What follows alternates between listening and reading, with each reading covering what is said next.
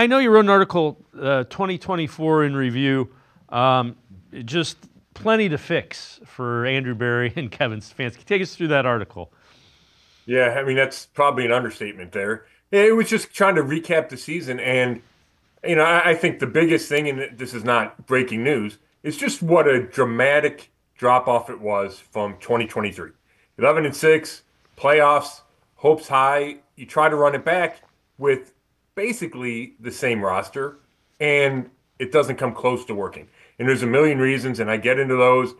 Uh, at the top is offense. The offense just was a disaster from day one moving forward. And, besides the little bump he got from Jameis Winston, it didn't get better throughout the year. Obviously, 15.2 points a game, last in the league. A lot of that's quarterback. It went beyond quarterback. There were injuries, there were system issues.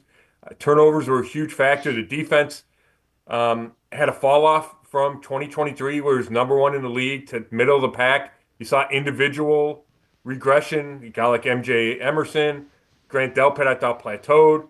Special teams were worse. So it's just all of it. And it leaves you saying, okay, where exactly is this team? How big of a rebuild is necessary? How quickly can you do it? I know the plan is to contend and win in 2025. So where does that begin? Yeah, those are all fair questions. And again, you can't argue 3-14. The thing is, you are what your record was. But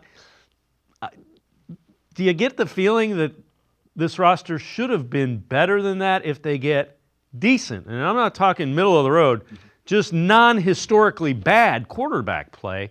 You probably win 6 or 7 games.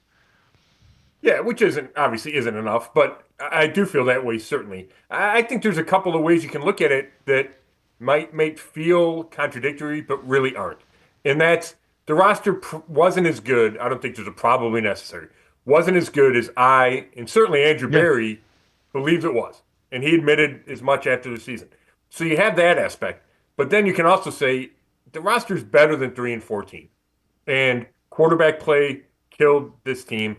Injuries really hurt. And when you're on that losing trajectory, then it snow piles, or snowballs on you. Guys, it feels like more guys get hurt, or then guys go on IR because there's no need to rush them back.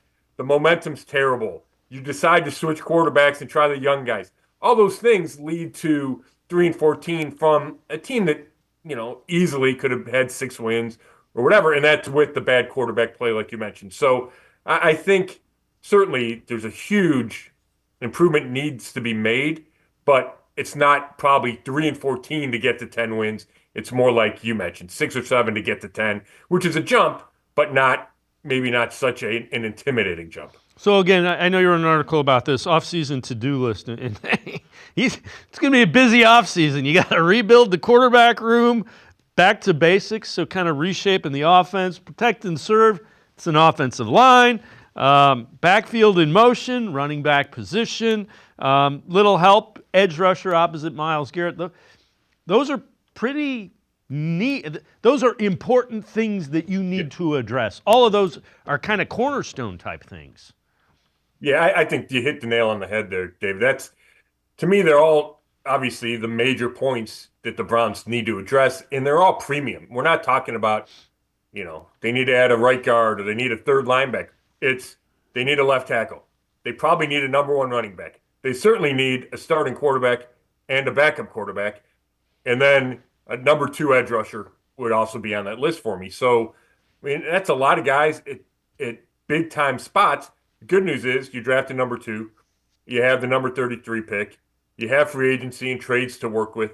So it's not all a lost cause, but there's no getting around it. And it's always when you start a quarterback, but it's not just quarterback. The other needs on this team are also premium positions, at least left tackle. I would add defensive line to that list. And then if you want to running back in there, go ahead.